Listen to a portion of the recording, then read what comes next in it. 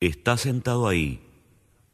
Todos saben que es comunista, lo respetan, se sabe, es pobre y rico, generoso al convidar, al envidar y hasta para echar el resto. Confirmo, porque todos sospechan, que tiene miles y miles de compañeros almas y más.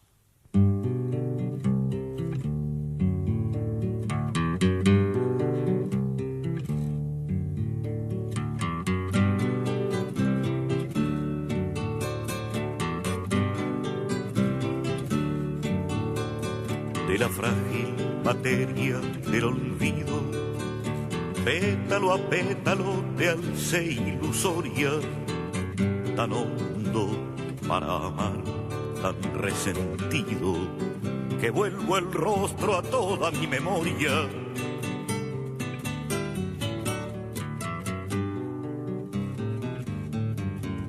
Pero no quiero en esta mala gana verte como a una Alicia en el espejo inalcanzable, mancha de una plana, cuando era niño, cuando no era viejo.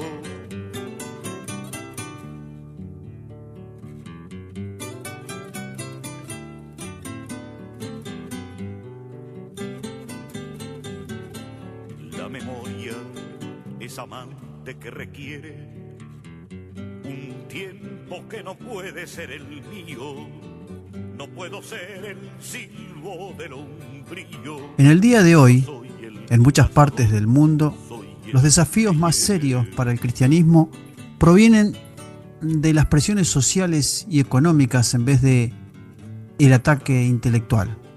Los argumentos muchas veces parecen ser algo lejanos para las personas que están preocupadas por la supervivencia diaria. El comunismo y el marxismo, sin embargo, afirman que ellos presentan una esperanza práctica para las personas que están atrapadas en el desesperante ciclo de la pobreza. En Occidente, el desafío presentado por el marxismo puede parecer distante, pero en muchas otras partes del mundo está lejos de ser académico. Para millones, el nombre de Carlos Marx es más familiar y más inspirador que el nombre de Jesucristo. A través de la historia, Carlos Marx, nacido en 1818 y muerto en 1883 con solo 65 años, quien dio al comunismo su definición moderna. Marx fue criado en una familia judía que se convirtió al cristianismo, tal vez tanto por razones económicas como religiosas. A los 24 años obtuvo un doctorado en filosofía. Poco tiempo después fue enviado al exilio, primeramente a París, donde conoció a Federico Engels, y luego en 1849 a Londres, donde se estableció y vivió en pobreza, estudiando, escribiendo calladamente en el Museo Británico. En 1848 apareció su famoso Manifiesto Comunista, y en 1867 su estudio de desarrollo económico fue publicado bajo el título El Capital. Para Marx, la materia es la realidad esencial, y lo que nosotros llamamos realidades espirituales son realmente la expresión de una materia sumamente organizada. Las leyes de la materia son el ambiente humano definitivo, y éstas llegan a su más importante expresión en la organización económica. Él escribió: no es la conciencia de los hombres la que determina su ser, sino por el contrario, su ser social es lo que determina su conciencia. Unido jamás será vencido. El pueblo unido jamás será vencido. El pueblo unido jamás será vencido. Nosotros queremos construir el socialismo. Nos hemos declarado partidarios de los que luchan por la paz. Nos hemos declarado dentro del grupo de países no alineados, a pesar de ser marxistas-leninistas, porque los no alineados como nosotros luchan contra el imperialismo. Queremos paz, patria o muerte. Anuncian ya la vida que vendrá, de pie luchar el pueblo. Y al triunfo y la consolidación consolidación del socialismo en nuestra patria, la importancia de las masas en la lucha, la importancia del pueblo en la lucha revolucionaria, pero jamás nos dimos por vencidos. Esa es la historia de nuestro pueblo, de la oportunidad de ser dueños de nuestro destino, de nuestro trabajo y de nuestro porvenir. ¡Gloria eterna a los que cayeron el 26 de julio de 1953!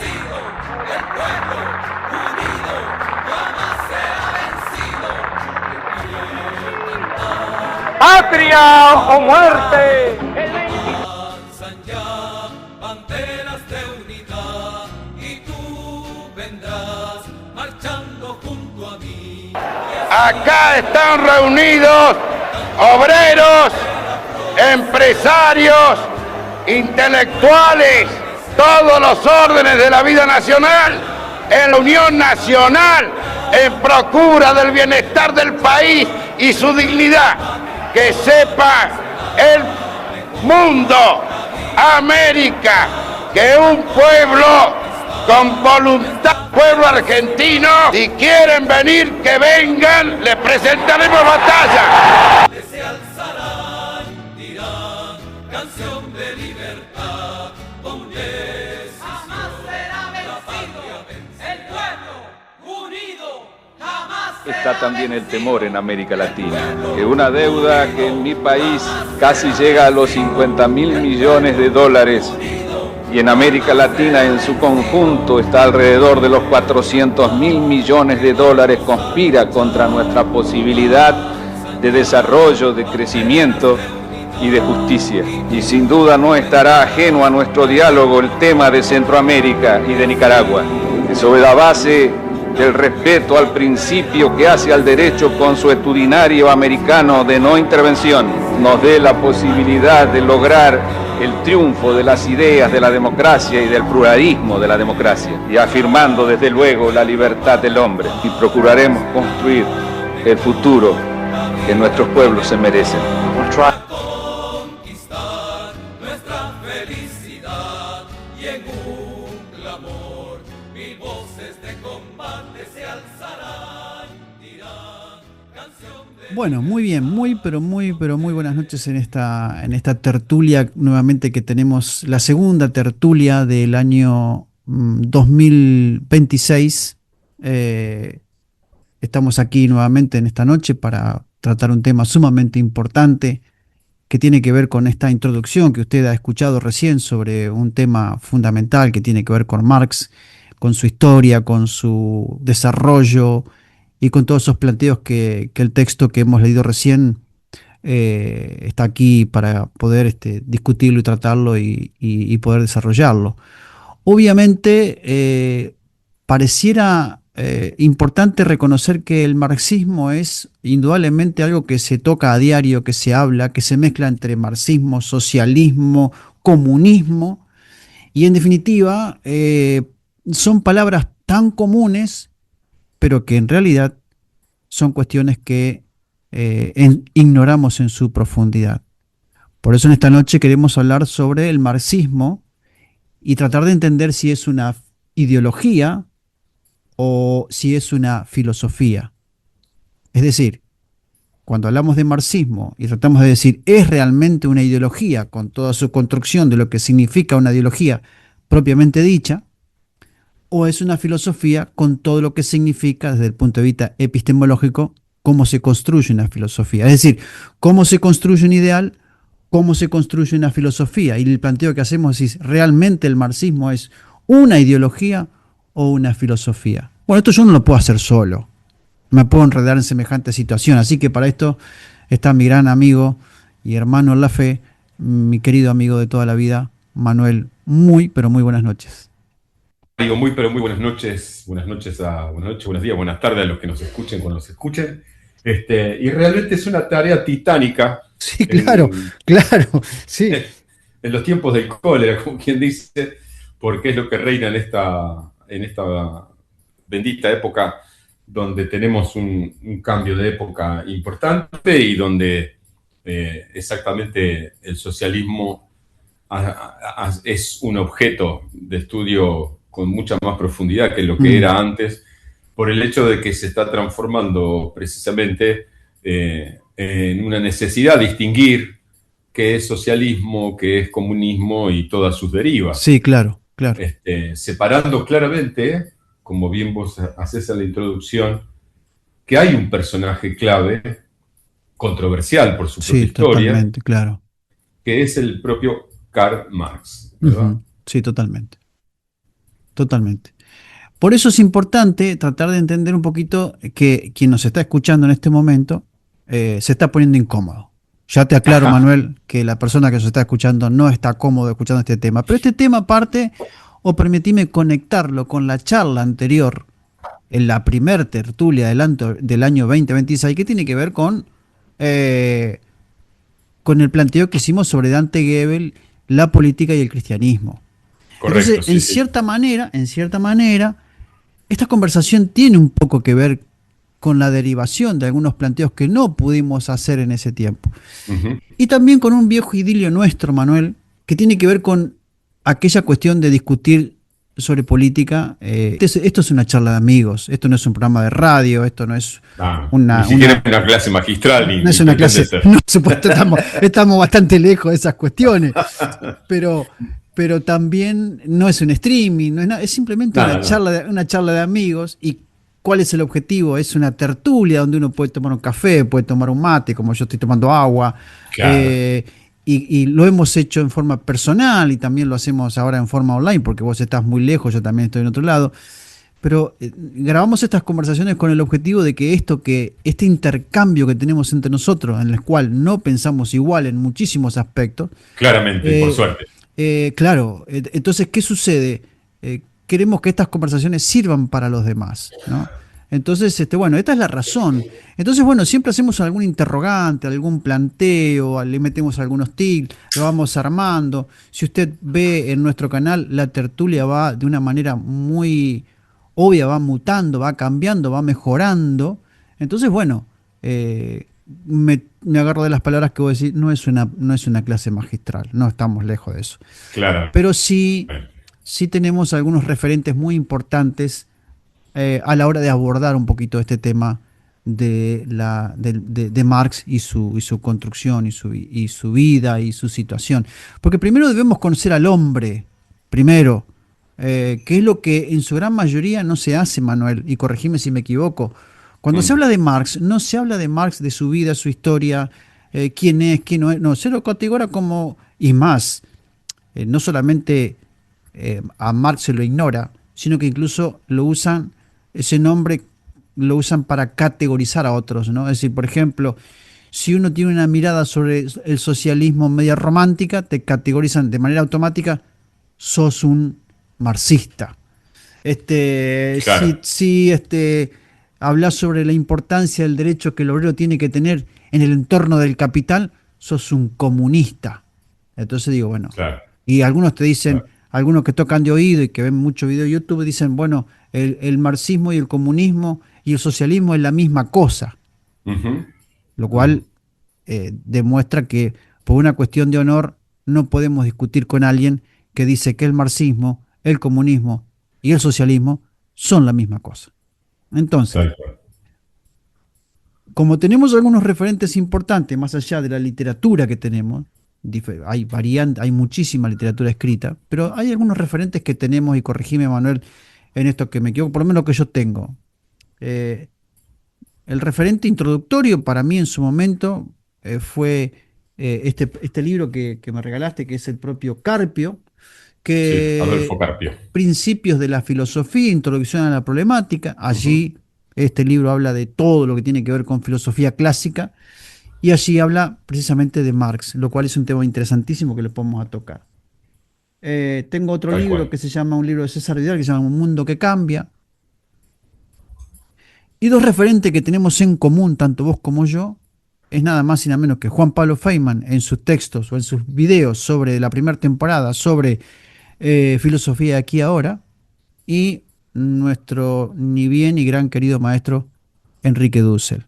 Correcto. Y a modo de introducción, y creo que Enrique Dussel tiene un poquito de autoridad en la materia como para poder hablar como para poder hablar de Marx, ¿no? Sí, Es decir, capaz que lo conoce un poco. claro, sí, claro, este hombre se recorrió todo el mundo tratando de comprender a Marx, ¿no? Así que yo te invito, primero, a poder escuchar una Sí, parte cómo no. de su conversación, y me gustaría que los demás también puedan prestar mucha atención. Enrique Dussel es una persona, es un filósofo argentino que murió hace muy poco tiempo. Ahora miren detenidamente lo que Enrique Dussel dice sobre Bien. Karl Marx y su historia. Y había una tesis alemana buenísima, la familia de Marx. 400 años de rabinos tenía Marx, antecedentes. Voy a decir que la familia Marx era de rabinos judíos de Trier y la madre de rabinos judíos de Holanda. Se llamaba Marx Levi y Levi significa sacerdote. El abuelo de Marx era el rabino de Trier y el padre era un abogado, pero como se hizo abogado del Kaiser, el tío de Marx era el rabino de Trier. Era una familia de rabinos. Entonces, yo empecé a leer a Marx. Había estado 2 años en Israel, conocí el pensamiento semita, lo había leído en hebreo. Y no te imaginas, empecé a leer a Marx. Y dije, pero si este es judío. Las metáforas que usaba en el Capital, pero eso va a ser después de 6 semestres.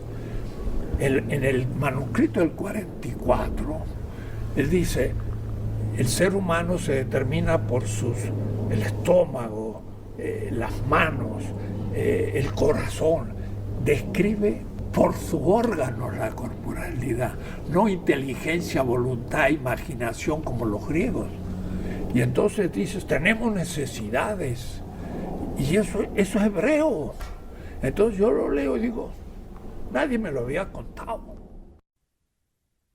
¿Qué tal? Como que hay cosas del Marx que muchos ignoran. Totalmente, totalmente. Es mucho más largo el video, pero me parece que Sí, claro. esa parte es fundamental. Y la forma en que Enrique Dussel lo describe es magistral. Así que, Manuel, tu propuesta es sumamente importante por el simple hecho de que nos relata o nos muestra que hay un Marx no conocido y lejos nosotros de ser marxista, Sí, claro. pero sí tratar de entender algunas cuestiones que tenemos que ir dirimiendo en la medida que vamos tratando el tema, ¿no? Así que yo te Bien. voy a hacer la primera pregunta y vos después planteame esa duda que pusiste en todos los ítems que me pasaste para poder tratar de entender esta cuestión que tiene que ver con lo que hoy se cree sobre Marx y ir de una manera u otra tratando de definirlo, si es que realmente podemos llegar a hacerlo, ¿no? Bien. Bien, perfecto. El planteo de este video de hoy es nada más y nada menos que marxismo es una ideología o es una filosofía, es lo que vamos a tratar de descubrir en toda esta conversación, ¿no? Tratar de descubrir si realmente es una ideología o es una filosofía. Ahora la pregunta es, ¿el marxismo es antirreligión o es un estilo de política religiosa? Repito, ¿es una antirreligión? ¿El marxismo es antirreligión o es un estilo político religioso? Bien. La- el, el- el marxismo en sí mismo es una teoría que proviene de un señor llamado Karl Marx, que desarrolla una crítica a lo que se conoce como el capitalismo, ¿verdad? Sí. Desde esa teoría, donde tiene su obra capital, que es El Capital, que muy pocos leímos, porque en realidad Sí. es una obra muy extensa, Ujú. repleta de tecnicismos, y que de lo único que se habla generalmente, salvo en algunos círculos muy específicos, es sobre la cuestión simplemente revolucionaria o social, en el sentido de que la mayor crítica que hace, o la esencia de es la cuestión de la plusvalía. Pero para no caer en tecnicismo, lo que yo debo decir sobre Marx en este sentido y sobre el marxismo en líneas generales, que pasó de ser una teoría, se transformó, luego sus ideas las trasladó al manifiesto comunista y se erige como un partido que después toma el poder, y luego todo lo que vino después fueron distintos elementos interpretativos en distintos lugares, tanto de Europa como del resto del mundo, que fueron transformando esas ideas a gusto y piacere del consumidor. Es decir, se transformó en una lectura de consumo de ciertos sectores intelectuales, particularmente de la clase alta, no del pueblo, porque lo que hay que decir es que el marxismo y el comunismo en sí fueron primeros paradójicamente interpretados desde arriba hacia abajo, ¿no? Es decir, el pueblo laburante no entendió hasta después de 200 años, y si es que lo entendió, a la teoría marxista o a la postura comunista. Entonces, en conclusión, Marx plantea una teoría, esa teoría se transforma en un primer compendio que hace una crítica desde lo social a la economía imperante o a la que él consideraba que era la que dominaba el mundo, y a partir de sus ideas se fueron transformando, se fueron mutando a partidos de distinta índole, algunos con el nombre directamente Partido Comunista y otros con el nombre Partido Socialista, cosa que se lo apropia el comunismo al socialismo, claro. De modo tal de que hoy por hoy mucha gente considera de que el socialista tradicional es un comunista, cosa que es un error grave. Que el comunismo tiene ideas socialistas es posible, habría que ponerse a debatir en profundidad sobre la cuestión, pero que también es cierto que todo marxista bien habido desconoce absolutamente todas las cuestiones que tienen que ver con la guerra, la lucha armada, por ejemplo, que proviene solamente del dogma comunista, del comunismo fanático, que después se va a desarrollar durante los años 50 a la década del 70 y en adelante, pero en esos 20 años eso se expande por el mundo. En definitiva, lo que hay que decir entonces es que el marxismo, es decir, el primer no marxista es Marx. Marx era un sociólogo, un economista, podríamos decir, y un analista de toda la situación de su presente, de la historia, un visionario sobre cuestiones de lo que podía suceder en adelante y que en realidad sucedió, que es esta división de las clases sociales, etc. Pero un tipo que abogaba no por la violencia que después van a tomar muchos sectores de la política y que les va a ser muy comodaticio esgrimir a Marx en su figura como personaje histórico, pero allá vamos a ver que en realidad todo eso se desarrolló también en un contexto en el cual Rusia, por ejemplo, Alemania, estaban en unas situaciones de gran crisis y que no debemos olvidar que entre medio pasaron 3 hitos importantes, que son la primera, la segunda y la Guerra Fría, ¿no? Es decir, la Primera y la Segunda Guerra Mundial y la Guerra Fría y todo lo que hasta hoy todavía estamos padeciendo. Definitivamente, Marx fue un gran intelectual del que muchos se sirvieron para hacer partidos políticos e incluir incluso el propio comunismo, que renegaba del sistema social democrático partidario, incluso hasta generar lo que se llamó primero la Internacional Comunista y que después derivó en la Internacional Socialista y que después derivó en la democracia social internacional. Entonces, eso demuestra de que esas ideas fueron mutando y fueron haciéndose de distintos elementos y herramientas que habitaban en el Estado moderno y en el sistema democrático del Estado moderno para hacerse con el poder en distintos momentos de la historia, y ya hablaremos de cuáles fueron las consecuencias, ¿no? Hay una cuestión a mí que me preocupa, que mientras vos estás hablando yo vengo escuchando, que es el contexto histórico que rodea a Marx en la cuestión propia de varias aristas. En primer lugar, el contexto histórico que tiene que ver mucho con el contexto económico, que es importante entenderlo. En segundo lugar, el contexto religioso. Ujú.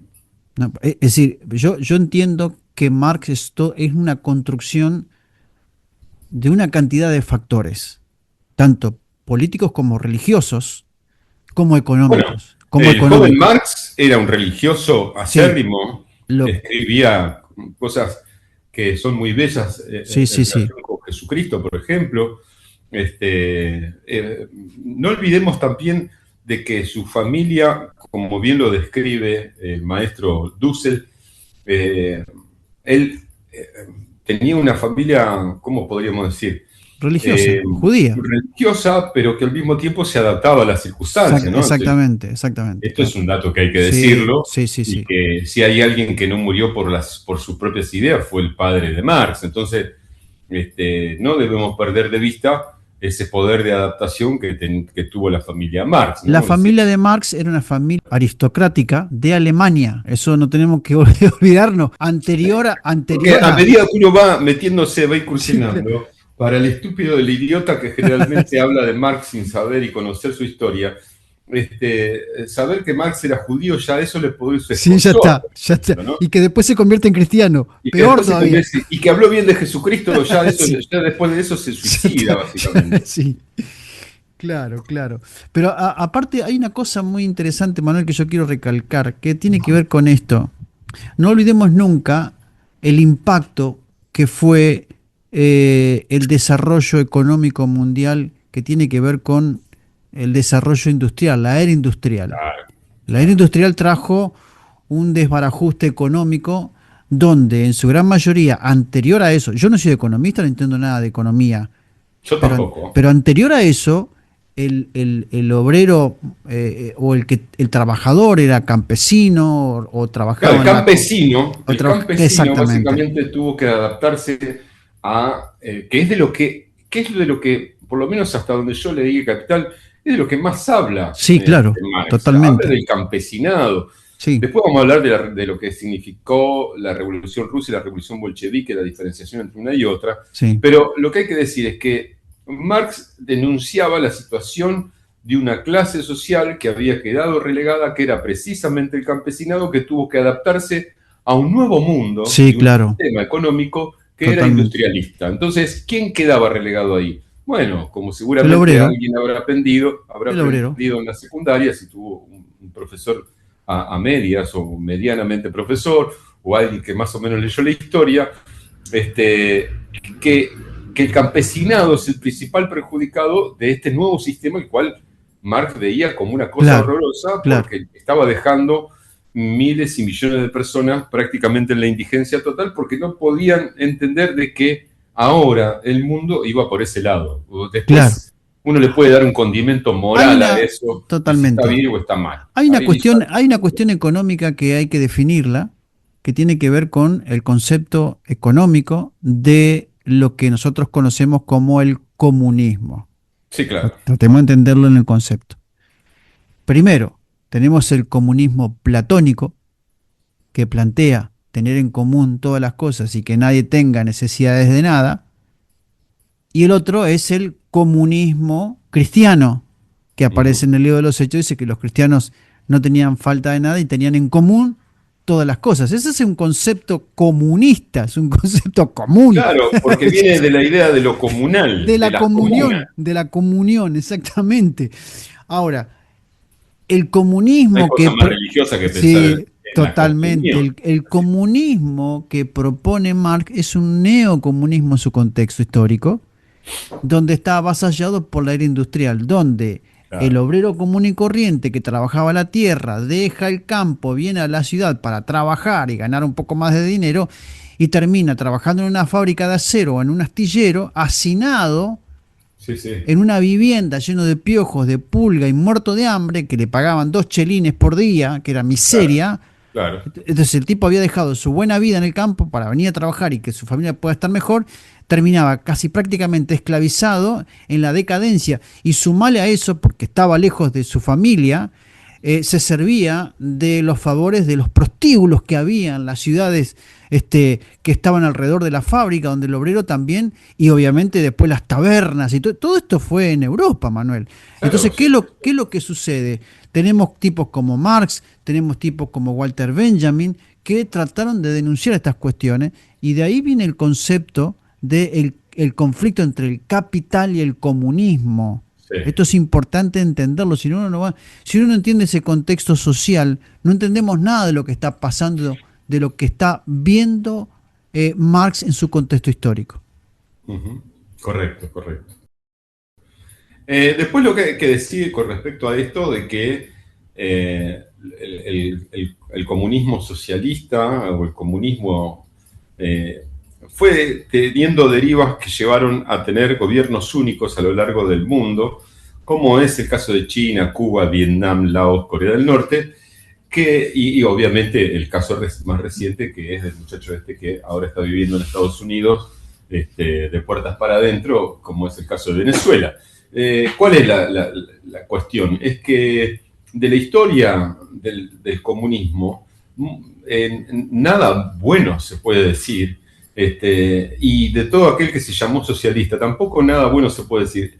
Lo otro que hay que decir también es que muchos de los partidos tradicionales, acá y en distintas partes del mundo, han absorbido y han sido muchas veces permeados por las ideas del socialismo y fueron trastocándose en sus valores y en su prédica, porque hay que decir también de que el discurso del socialismo, como tiene en un trasfondo, bueno, Dussel lo va a decir también, tiene un trasfondo de carácter religioso, claro, seduce fácilmente porque plantea una idea de justicia ideal que es la utopía en sí mismo. Claro. No hay cosa más inhumana que la utopía en sí mismo como único objeto o como única meta para una sociedad. Ahora, pero Manuel, sí. detenete ahí, porque es importante lo que estás diciendo, porque estás definiendo sin darte cuenta la diferencia entre socialismo y marxismo. Ajá. ¿Por qué? Claro. Porque el socialismo antecede a Marx. Sí, claro. Antecede a Marx.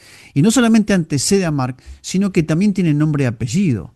Uh-huh. Y este hombre se llamaba nada más y nada menos que el propio Henry Saint-Simon, padre sí, claro. del socialismo utópico. Sí, señor. Entonces, no podemos decir nunca que Marx era un socialista.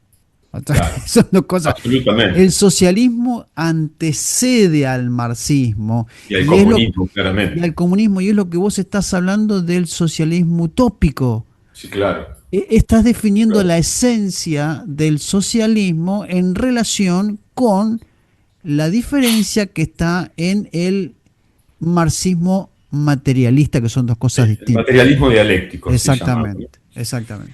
Correcto, sí.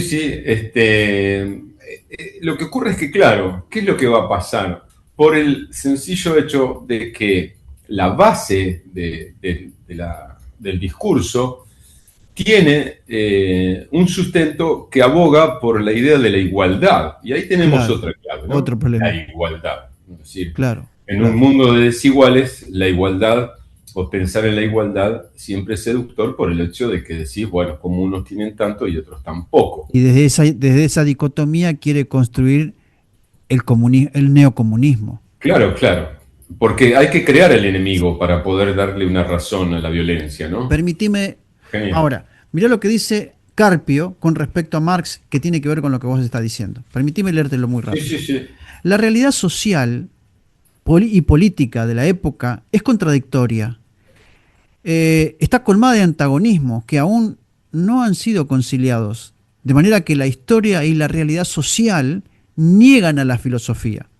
Por lo tanto, de lo que se trata, según Marx, es de llevar a cabo la conciencia entre los dos hechos y la razón, pero no en el plano abstracto del pensamiento y no en el plano meramente especulativo, sino en el plano social y político. Y tal tarea no puede cumplirse solo teóricamente mediante la teoría filosófica, sino que ha de consistir en la praxis sociopolítica y, en definitiva, revolucionaria. Uh-huh. Este es el sentido de la famosa tesis 11ª de la llamada tesis sobre Feuerbach. Los filósofos se han limitado a interpretar el mundo de diversas maneras. De lo que se trata es de transformarlo, dice Marx. Marx sostiene entonces que lo que importa ahora ya no es propiamente filosofar, sino modificar el mundo.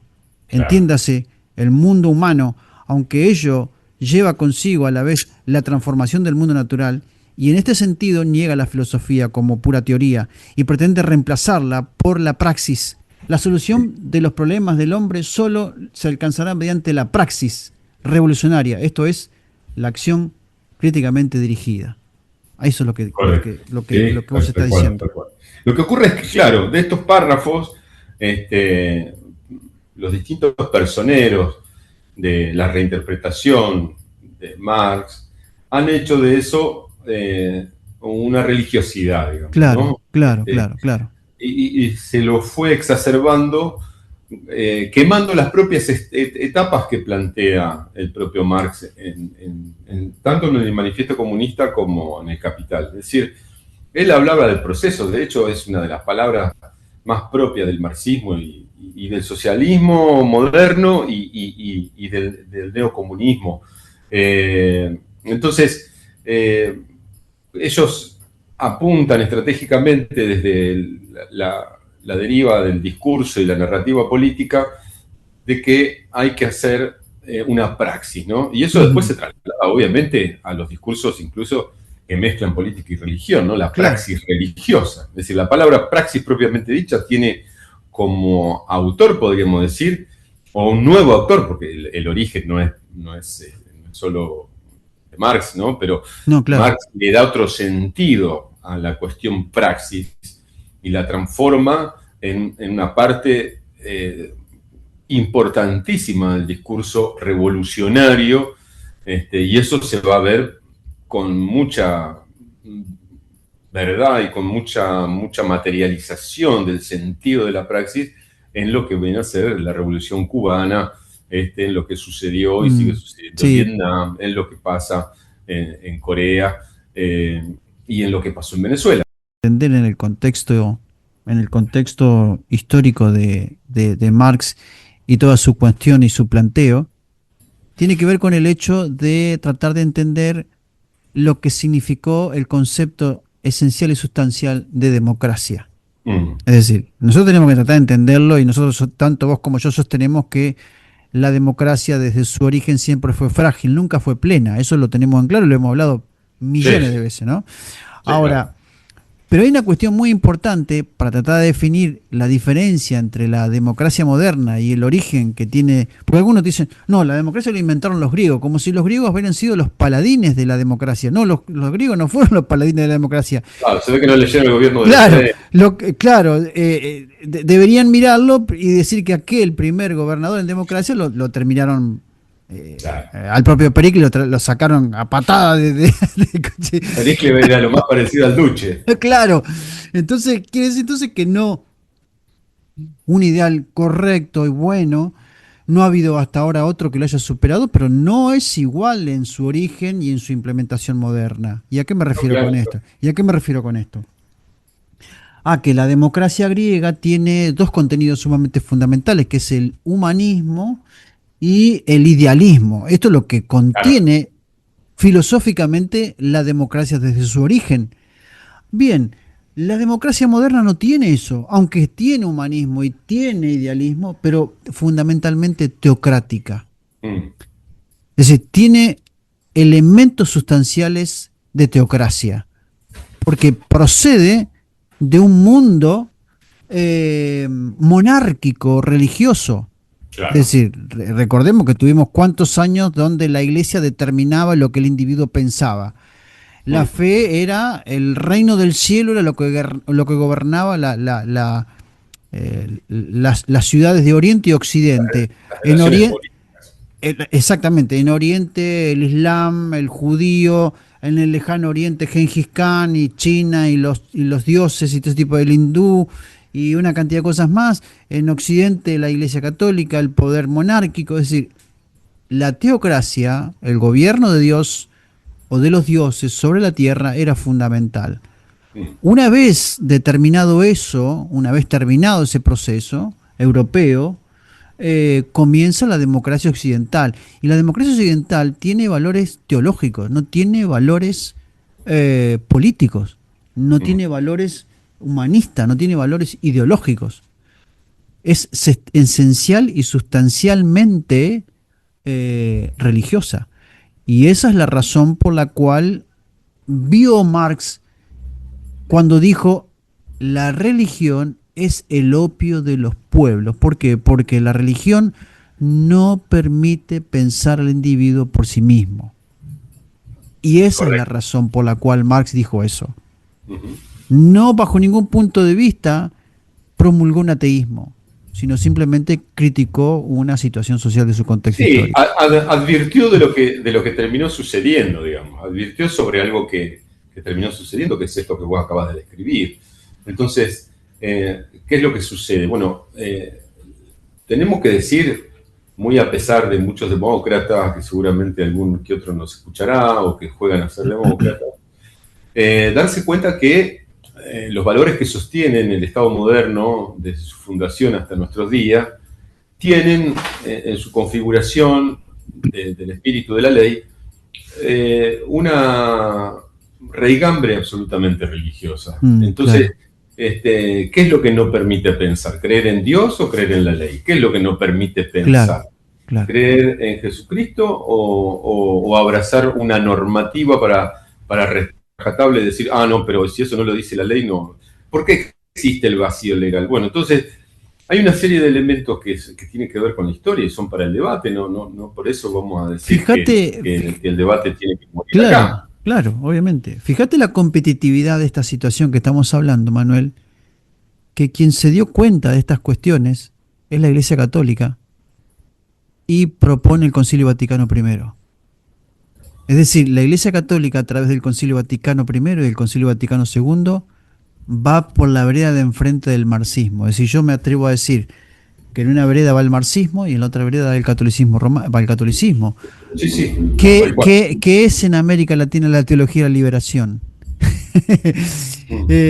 Es nada más y nada menos que un marxismo religioso. O sea, ¿qué son los curas tercermundistas? Eran curas marxistas. ¿Qué era la revista Skew que leíamos cuando éramos chicos? Solo la leíste vos. Bueno, pero ¿qué era eso? Era marxismo, la realidad es eso. ¿Qué era? Vos sabés muy bien, no sé vos, pero yo he sido formado con la democracia social. Es decir, claro. Yo me formé con democracia social en el Partido Radical. Es decir, la socialdemocracia. El modeso que proponía, estaba Línea Nacional, Renovación y Cambio, y luego después que Alfonsín deja de ser presidente, funda en el Partido Radical una línea nueva que se llama el Modeso, Movimiento de Democracia Social, en el cual yo sí fui. Claro, échale agua. Yo fui partícipe de eso, claro, sí, por supuesto, tomé clases y todo. Pero es genial porque uno realmente, a medida que va pasando el tiempo, y por suerte uno no deja de formarse, porque si no se transforma en una cosa quieta, ¿no? Es decir, si vos siempre pensás lo mismo, quiere decir que nunca pensaste en nada. Claro, exactamente. Entonces, si uno ha pasado por esos lugares, ya sea la socialdemocracia, el Partido Radical, el Partido Peronista, con sus derivas, la izquierda peronista. No nos olvidemos Franja Morada, por favor. Franja Morada, por eso digo la izquierda radical, Franja por Morada. Por favor, te lo pido, no te olvides. Tenés cierta gente y ciertos elementos que después cuando uno lo ve en perspectiva en la historia, cuando es más grande se da cuenta, mirá, estaban todos de estos tipos. No quiero seguir dando el nombre porque acá en Lima me compromete eso, pero claro. yo te lo dije el otro día por teléfono, pero te lo tengo que decir. Yo en Lima fui el primer individuo que participó en Franja Morada. Fui el primero. No te voy a decir quién me introdujo en ese lugar, pero vive todavía. Sí, pero seguramente, y alguno que escuche de Lima seguramente lo va a distinguir o de saber. Sí, claro, tratante. Pero claramente lo que ocurre con la socialdemocracia es que es como la reinvención más dosificada, más abuenada, más benévola, más ayornada al mundo del capitalismo, que es un comunismo aguado, solapado, aguado. Claro, ¿me entendés? Un café con leche, pero que tiene poco café.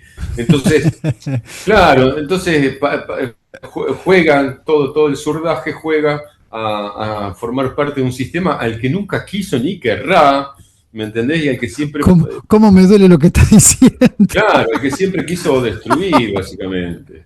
Claro. No, pero también me duele a mí, porque en algún punto yo también he participado en la política, y realmente lo que uno ve luego, cuando uno aprende a pensar por sí mismo, lo mira perspectiva y dice, yo pertenecía a eso. ¿Y cómo duele el salto? ¿Cómo duele el salto, Manuel? ¿Cómo duele el salto? Cuando uno deja de pensar de esa manera y se atreve a pensar de otra forma. Salirse de la caja. Exactamente, casi como pareciera como traicionarse a sí mismo, decir, y para mí Alfonsín era el ideal. Y después si no fue el ideal que yo me imaginaba. Claro. Ese Alfonsín llorando en el obelisco, citando el preámbulo, decir, ¡guau! ¡Qué bárbaro! Eso claro. Es lo que... Sí, pero en realidad después terminamos viendo a alguien oscuro, alguien que nos dijo... Hay que olvidarse el Pacto de Olivos, de muchas cosas, ¿no? Claro, que no fue. Entonces, es hacer un salto, decir, no, a ver... Vos te acordás que yo más de una vez te he dicho, mira Manuel, yo concibo un pensamiento socialista, te lo dije, ¿te acordás que te lo dije? Claro, sí, lo hemos charlado. Sí, y después con el tiempo uno fue, no, a ver, tengo que hacer un salto, esto no va. Y hoy obviamente, como está la cosa, la política es denigrante, o sea, sí, claro. Entonces, pero eso, toda esta cuestión destruida que está, es el producto del masazo que el marxismo le pegó a América Latina. Sí, claro, sí. Sí. Fue como una especie de elemento seductor que pudo permear todo el sistema político global, que se enquistó en algunos países para quedarse, claro. Y en otros países, como sucede por ejemplo en España, como ha ocurrido acá con el peronismo de izquierda y luego con el kirchnerismo, se transformaron en partidos absolutistas, autoritarios y dictadores. La diferencia es que acá un sistema como el que se permitió Chávez en Venezuela, ¿no? Entonces, claro. Lamentablemente la realidad es que uno ha defendido incluso parte de esas ideas. Yo siempre recomiendo, como persona que ha pasado por un lado y ha pasado por el otro, que es un pensador español que se llama Antonio Escotado, que él fue un férreo defensor del socialismo, del comunismo en particular. Él fue un comunista, formó parte del Partido Comunista, hasta que un día dijo, me parece que la estoy pifiando, me parece que la vida no va por acá. Sin ser un cristiano ni nada por el estilo, pero claramente se dio cuenta de que el comunismo es, de las ideas políticas a nivel global, la peor cosa que existe para la convivencia humana, y la peor cosa que existe para el progreso humano, y la peor cosa que existe para desarrollar una vida psicológicamente sana.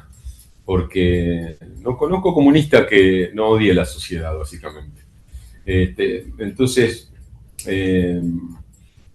Quiere decir entonces que el socialismo de una u otra manera permite plasmar o blanquear ciertas cuestiones personales que uno tiene adentro, resentimientos, rebeldía, sí, y una cantidad de cuestiones. Yo creo que la base esencial es el resentimiento.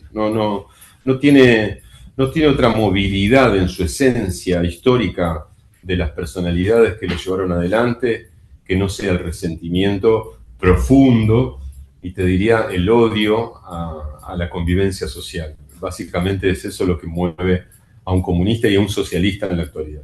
Permitime leerte algo. Sí, dale.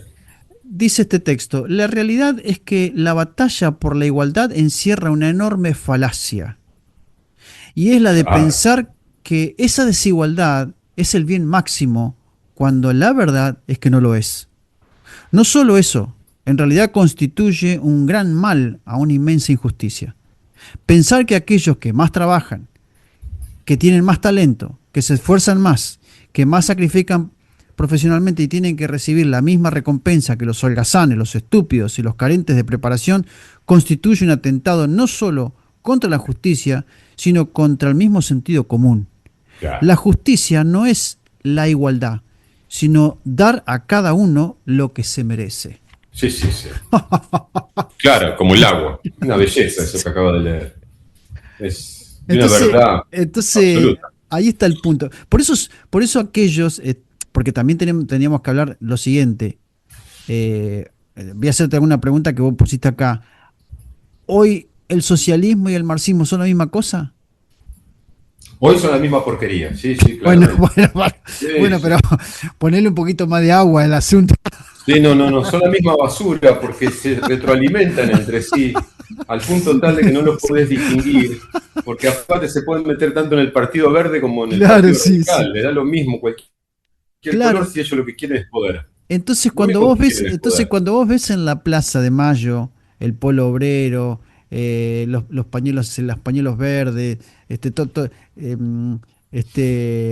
los diferentes partidos que están ahí, el MAS, y no sé cuántas cosas más, es todo la misma cosa, es todo lo mismo. Las luchas más nobles, el socialismo y el comunismo las pervirtieron a punto tal de que perdieron su capacidad de existir, su sentido de existencia, desde todos los pañuelos que vos nombraste, incluyendo los pañuelos blancos que caminaban en plena dictadura en la plaza de Mayo. De eso se transformó un negocio, se hizo sueños compartidos y se terminó en lo que ahora es nada más que parte del olvido. Te pregunto otra cosa. ¿No será que el marxismo también fue un ideal, una idea en su tiempo y en su contexto, y que luego a través del tiempo, por el idealismo en sí mismo, termina siendo un anacronismo social? Coincido en esa observación, porque lo que termina logrando es exacerbar, no, sino exponer claramente cuando alguien que sostiene o dice sostener esas ideas tiene poder. Claro, es decir, ahí está. Sí. Una vez que un sujeto de esas características, con ese tipo de ideas y ese parámetro acerca de la sociedad adquiere poder, se transforma en Cristina Fernández de Kirchner, se transforma en Axel Kicillof, en Chávez. En Chávez, se transforma en el propio Maduro, se transforma en elementos altamente nocivos, autoritarios y violentos en contra de la sociedad que en algún momento tuvo esperanza en ellos. Yo tuve la oportunidad de ir a ver a Fidel Castro en su discurso en la Facultad de Derecho. Ajá. 6 horas habló Fidel Castro allí. Durante las 6 horas, cualquiera que lo quiera escuchar y se lo aguanta las 6 horas, claro, busque en YouTube el discurso. Pero más allá de todo eso, más allá del contenido en sí, lo que a mí me llamó mucho la atención, yo fui a verlo porque era un hecho histórico. No, es parte de la historia. No porque tenía una admiración para nada. Me pareció, vi un viejo decrépito que sostuvo durante 3 horas una sarta de incoherencias que no tenían absolutamente nada. Lo que más me llamó la atención fue nada más y nada menos que había gente que lloraba escuchándolo. Bueno, ahí tenés el sesgo religioso. Claro. Es decir, claro, como si viera a Faraón, ¿viste? Cuando sale y y le señala al sol a los esclavos. Una película de ciencia ficción, digamos. Exactamente, la isla, digamos, exactamente. Claro. Sí. Es decir, yo soy el Dios, yo soy el que les va a dar aquello que ustedes sueñan. Manuel, y no hay iba persona más... que viva en permanente estado de Estocolmo, de síndrome de Estocolmo, que un comunista, un socialista, un populista vive en estado de Estocolmo. A ver, Manuel, ¿vos te acordás que a nosotros se nos decía que el anticristo iba a venir por medio del comunismo? ¿Te acordás eso? ¿No? Sí, bueno, ¿vos te acordás eso? Sí, bueno. O sea, venía gente a la iglesia y nos entregaba un librito que decía, un librito que decía, ¿fue Karl Marx un satanista? ¿Te acordás? No. Eso tomaron de la mala y les hizo mal. Bueno, pero no estamos hablando de cuestiones que se nos ocurre a nosotros porque nos ponemos a discutir. No, nosotros somos la consecuencia de un desbarastijo bárbaro del cristianismo. La pregunta es, ¿el cristianismo es marxista? Sí, hay un cristianismo que es esencialmente marxista, claramente. ¿Y cómo lo encaja en eso? Y lo encaja claramente en el ideal de justicia social. Es un lugar muy permeable que permite que sin importar si sos católico, si sos evangélico, sino que abrazás ideologías políticas sin darte cuenta y te transformás en una masa amorfa que lo único que sigue son utopías irrealizables y que aportan a la destrucción social permanentemente porque siempre tienen como objetivo un enemigo en común.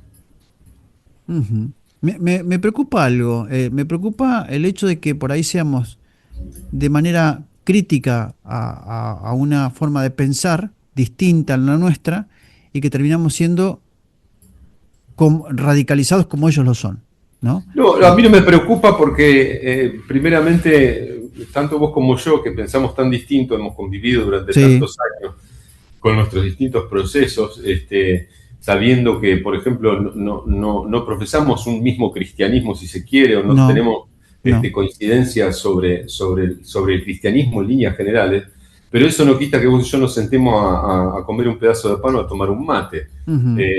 Entonces, si hablamos de diferencias, somos dos diferentes hablando sobre un enemigo en común. Sí, básicamente, que es el enemigo de la sociedad. Pero vos no te olvides nunca que también tuvimos en nuestro pasado cuestiones en común.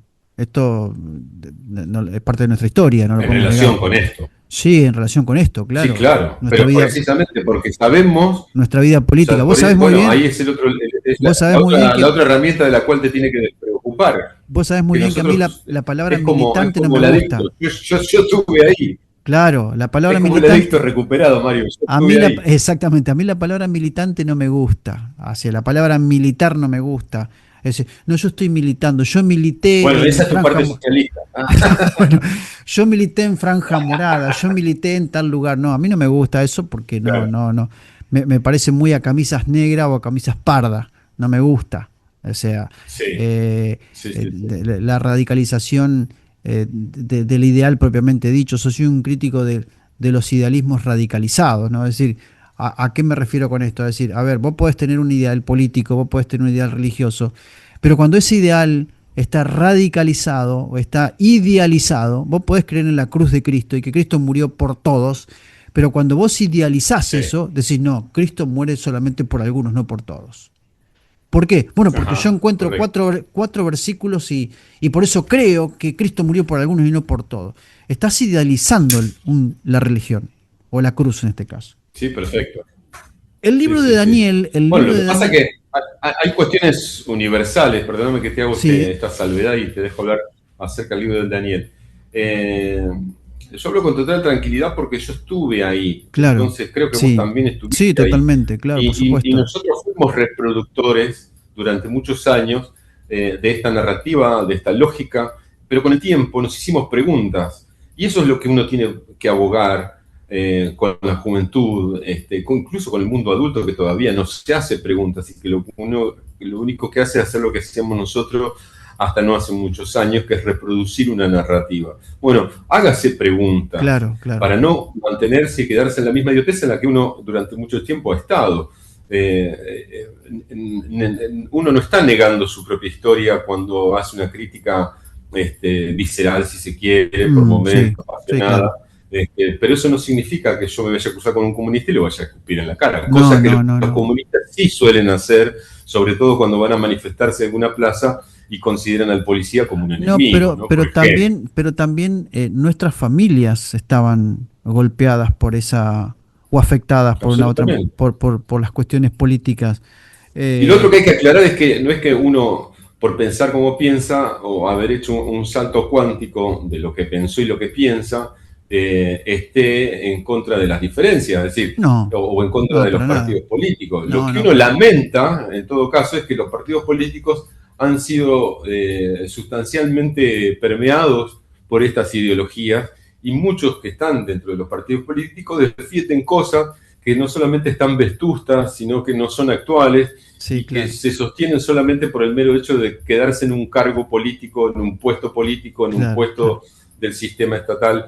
Entonces, uno ya los conoce porque ya los vivió, los tuvo sentado al lado y sabe que están jugando con esa narrativa simplemente pero por decirte solamente políticos, no, porque Claro. lamentablemente también hay que hablar de pastores, de algunos sacerdotes, Sí, claro. de algunos rabinos, que están en el mismo juego, porque han aprendido de que es muy seductor hablar de la igualdad, del igualitarismo y de que acá el mérito no importa. Hay dos cosas muy interesantes que uno tiene que notar de manera categórica en relación con lo que estás diciendo, es lo siguiente. Y ahí yo estoy muy claro en ese sentido de que, por ejemplo, Alfonsín fue el presidente que no tuvo mucha relación con pastores, pero también no hay que olvidarse nunca que el contexto social de aquel tiempo no estaba como que la vida pastoral iba por un lado y la vida política iba por otro lado.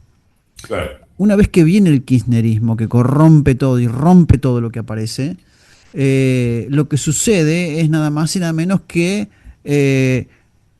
hubo pastores serviles al kirchnerismo.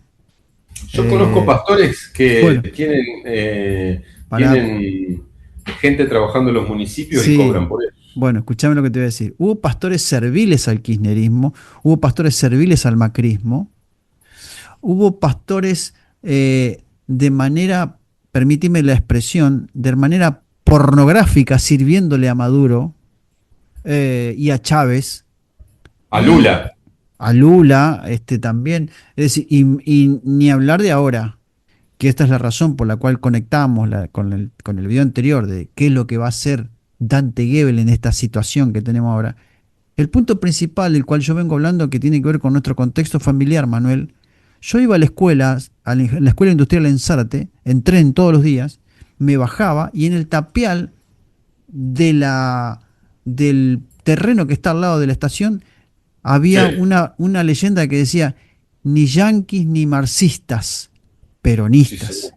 Sí, Y después vos ibas más adelante y decía: Perón y Evita, la patria socialista. Y alguien con el tiempo lo corrige y pone Perón y Evita, la patria socialista.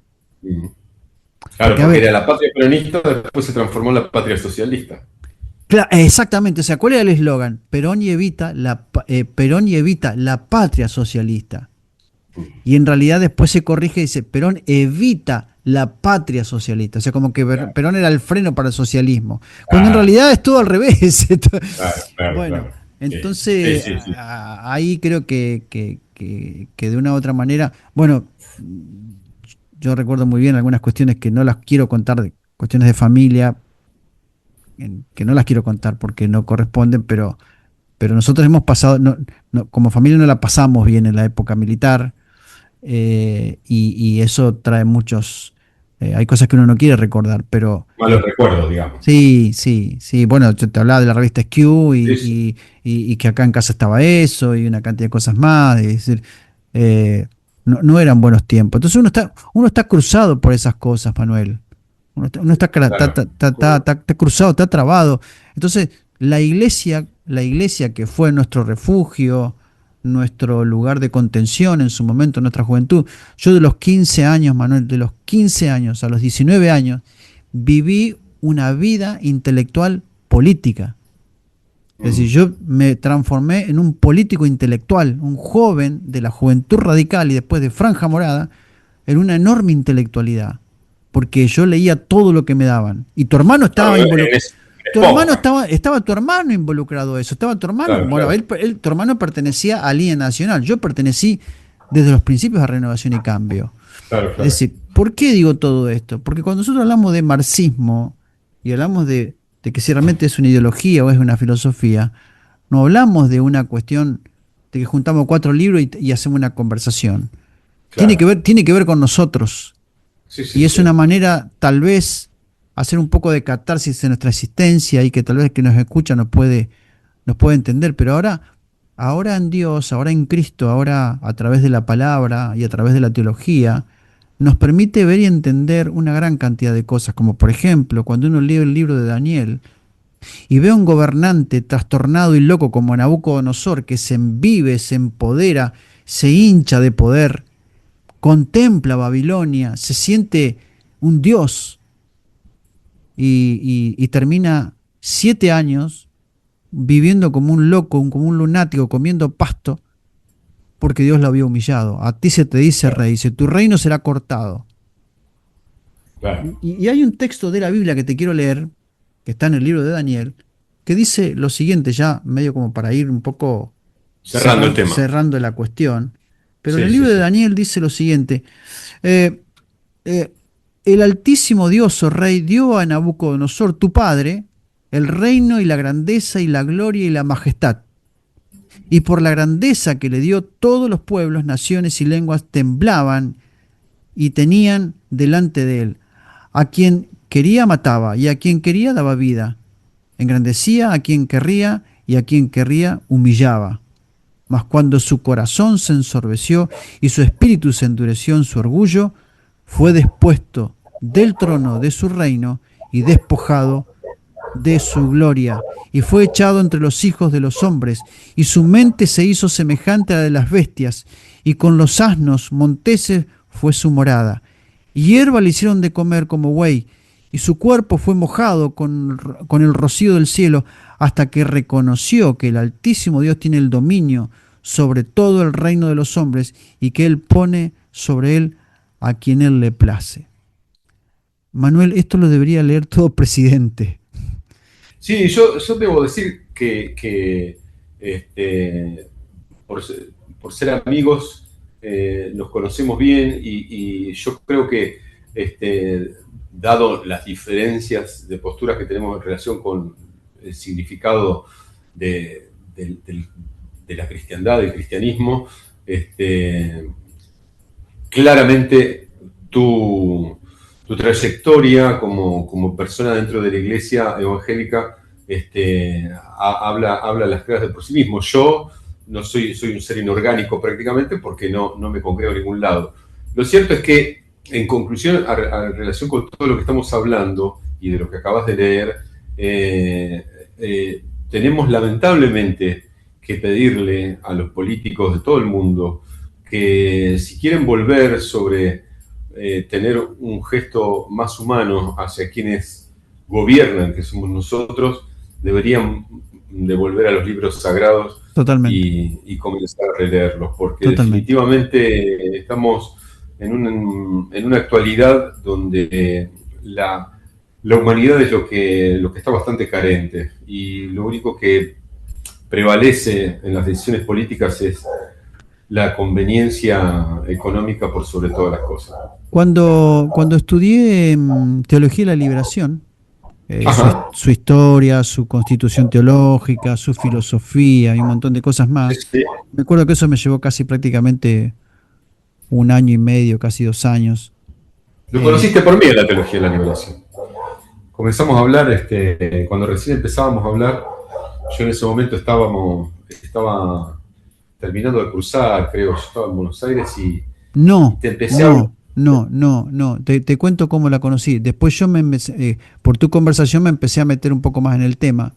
Claro. Yo conocí la Teología de la Liberación, el término, por una revista de Palabra de Vida que José Jordán había escrito una nota que decía: la Teología de la Liberación, ¿de qué libera? Y José Jordán hace una ponencia. De ahí yo conocí el término Teología de la Liberación. Después con vos me metí casi prácticamente ya después en lo crudo de la cosa. Claro. ¿Viste? Claro. Así que rememoraste con esa charla aquella que tuvimos en Buenos Aires, y a partir de ahí te embuiste de la historia. Sí, claro. Sí, totalmente. Yo incluso ni siquiera, a todo esto ni siquiera había estudiado en aquel momento, ni siquiera Concilio Vaticano I, Concilio Vaticano II. No. Conocí por vos Lumen Gentium, yo no conocía Lumen Gentium. Claro. Es decir, había una cantidad de cosas, cuestiones que van marcando y que de una manera fuimos construyendo esta manera, cada uno sin doblándose pero sin quebrarse, ¿viste? Sí, claro. Es decir, vos sabés muy bien que yo soy antiperonista de toda mi vida, o sea, eso, aunque el término anti no me gusta, pero a la estructura peronista gubernamental yo soy antiperonista, o sea. Claro. Y eso me ha dado a mí mucha libertad. Por eso sos protestante y no católico. Bueno, pero por eso me ha dado mucha libertad definir cuestiones. O sea, no defino situaciones políticas desde un idealismo marxista, sino Claro. Soy antiperonista porque yo te conté ya la historia. En el video anterior lo dijimos. A mí mi abuela me hace antiperonista. Ahora, una de las cuestiones que uno tiene que entender es que tiene que ver con esto, porque vos haces una pregunta muy importante, es el hecho de el cristianismo es un neosocialismo. El problema es que cuando el cristianismo empieza a hacer política y se empieza a meter en política por una cuestión de esencia y por una cuestión de sustancia y de inercia, el cristianismo teológico, cuando se mete en política, se transforma en un cristianismo marxista. Por degradé, por lógica. Porque proceden de la misma fuente. Absolutamente. Proceden de la misma fuente. Entonces eso es lo que tenemos, lo que no se puede. Por eso no podemos discutir con un marxista. Le voy a hablar a alguien que se define como antiperonista, pero en una entrevista que le hacen a Perón ya vuelto a la Argentina, en una charla, le preguntan por religión y política, ¿no? Y entonces él hace referencia, precisamente el palo es para los curas de la opción por los pobres, o en ese momento para los curas para el tercer mundo. Entonces, porque había curas hablando de política. Entonces él dice, no tengo nada en contra de los curas. Dice, lo único que les pido es que si van a hablar de política, se saquen la sotana, la dejen en un costado y se pongan a hacer política. Porque lo que ellos predican no es de este mundo. Ellos predican algo que no es de este mundo. Por lo tanto, no tiene nada que ver con la política. Me parece a mí que esa es una síntesis específica sobre el político es político, el religioso es religioso y cada uno en su lugar. Y eso no hace que la sociedad se vaya a destruir, sino todo lo contrario. Se construye con el aporte de cada uno. Ahora, cuando un religioso se transforma en político, sea del tinte que sea, del color que sea del cristianismo, o cuando un político esgrime un discurso religioso, como ya lo vivimos, lo hemos vivido, es para arruinar cualquier cosa, básicamente. Está entendido. O sea, no hay que olvidarse nunca de que lo que bien vos decís, que cuando un religioso se hace político, es un problema muy complejo por la complejidad que maneja la cabeza del religioso. Es decir, la ontología, la cosmovisión de una persona religiosa formada teológicamente. No tiene nada que hacer en la política. No tiene nada que hacer en la política. Nada, pero nada. No hay que olvidarse nunca del diálogo que Jesucristo tiene con Pilatos. Le dice, vos sos el rey de los judíos. Entonces Jesucristo le dijo, el que te lo dice, ese tiene mayor pecado, el que te entregó tiene mayor pecado. Incluso tiene un diálogo sobre la verdad, porque Pilato le pregunta, ¿qué es la verdad? ¿No? Y Jesucristo le dijo, mi reino no es de este mundo. Porque Pilato le pregunta, ¿eres tú el rey de los judíos? Lo confronta, dice, ¿eres tú el rey de los judíos? Esto dicen ellos. Le dice, ellos dicen esto de vos. Los judíos dicen que vos sos el rey de los judíos. La pregunta te hago, ¿vos sos el rey de los judíos? Claro. Y le dice, tú lo has dicho. Y le dice, mi reino no es de este mundo. Dios mío, es tan claro eso, ¿me entendés? Es tan claro eso. Y yo no entiendo cómo puede ser que en el siglo XXI estemos hablando de que ciertos personajitos hoy que provienen de sectores religiosos quieran ser candidatos a algo en algún lugar. Es una locura, es una estupidez y es una adversión a la propia esencia del cristianismo desde cualquier punto de vista. Yo creo, Manuel, que ya para ir cerrando, es que no nos estamos dando cuenta, o la sociedad no se ha dado cuenta, o la política no se ha dado cuenta, de que uno de los grandes problemas que el mundo está teniendo, y que el marxismo en su momento no lo supo ver, que es el Islam. Y el Islam tiene mucha más experiencia y más trascendencia histórica que el marxismo. Entonces, desde el punto de vista, desde mi observación, te puedo decir, ¿qué es más peligroso, el marxismo o el Islam? Bueno, al marxista le das unos pesos y se queda callado y hace lo que vos querés. el Islam es incomparable. Con el Islam no se puede negociar. Por eso es peligroso. Sí, claro. Entonces Sí. creo que para cerrar nos tenemos que hacer una pregunta y tener en claro algunas cuestiones. La pregunta es la siguiente: ¿es el socialismo del siglo XX una nueva religión? Sí, claro, sí. Sí, sí lo es. Ujú. Sí, sí. Yo te respondo por mí, ¿eh? Sí, sí, Me hago sí. cargo de lo que digo. El socialismo del siglo XX es una religión ¿Cómo llega? peligrosísima. ¿Por qué? ¿Cómo llega a eso? Porque se traslada sistemáticamente a distintos sectores de la sociedad con un mismo discurso que tienta a pensar de que hay algo imposible lograble, mediante, durante varios años a través de las armas, y hoy por hoy lo está haciendo mediante la comunicación. Claro. Entonces, Claro. en los tiempos donde todo es viral, cualquier estupidez que suene medianamente lógica se transforma en verdad. Humberto Eco, en su libro La construcción del enemigo, hace una explicación magistral de la diferencia entre relato y predicamento, y no me acuerdo que lo mencionaste vos recién la palabra. Eh, bueno, ¿Narrativa? la narrativa, Discurso. el discurso, el relato y el predicamento, Exacto. lo cual es genial. Y cuando vos lees eso, Manuel, Se te abren los ojos. totalmente, Sí, claro. totalmente. La construcción del enemigo de Humberto Eco, cómprelo, lea ese libro, porque es Sí, sí. impresionante cómo el marxismo nuevo, el del siglo XXI, tiene un relato, tiene un discurso y tiene un predicamento. Y sabemos muy bien que relato y discurso no es lo mismo. Exacto. No es, Ahora, ¿cuál es la diferencia? ¿Cuál es la diferencia o qué es lo que permite? Humberto Eco dice que la combinación entre relato y discurso y predicamento destruye la intelectualidad del que lo practica, porque no puede pensar por sí mismo. Le quita toda libertad de pensamiento. Totalmente. Y te digo, entonces vos ves profesores, ves maestros, que si ¿cómo puede ser que este tipo sea tan inteligente y termine siendo Claro. tan mediocre en la mirada política? Bueno, precisamente porque Humberto Eco lo define de esta manera, ¿no? Se llena de pobreza intelectual. Exactamente. Sí, claro. Bueno, mi Sí, sí. estimado, cierre usted. ¿El marxismo es una ideología o una filosofía?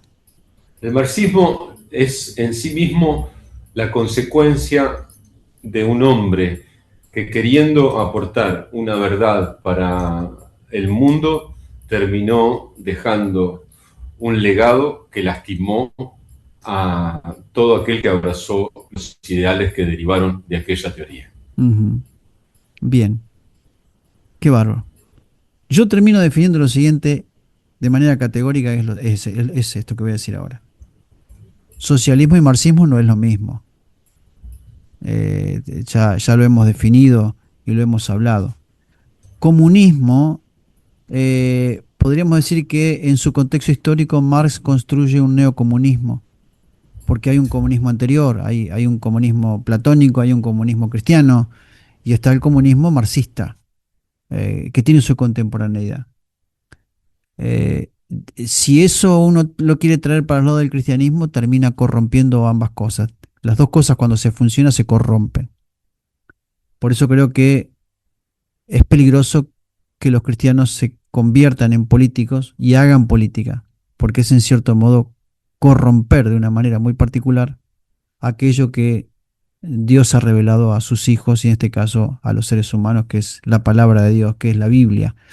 Entonces, me parece que para mí el marxismo es una ideología en el sentido más estricto de la palabra, pero no tiene para mí ningún elemento constitutivo de filosofía. Esto es desde el punto de vista epistemológico, Manuel. Entonces, ¿qué hacemos? ¿Nos vamos mal a la plaza entonces? No, yo ya acabo de guardar el último pañuelo. Ya había pasado por todos, ahora tenía un pañuelo violeta que lo uso para los platos. Bueno, Limpio está los bien. platos con el pañuelo. Bueno, hasta aquí hemos llegado. Le esperamos en la próxima conversación, que quién sabe de qué hablaremos, tal vez de algunas cuestiones muy ahí dando vuelta, porque hemos hablado de el conflicto árabe-israelí. Ahora, como consecuencia de la tertulia anterior, hablamos sobre la sobre el marxismo, y sería bueno que hablemos un poco propiamente del Islam como un elemento sustancial en la historia. Así que le invitamos a la próxima, conversación. Tal cual. Bueno, mi estimado, yo me tengo que ir al comité, no sé si tiene algo más que decir, ¿no? Yo me ve la unidad básica, así que nos despedimos acá nomás. Bueno, ha sido grata la conversación, ha sido muy grata.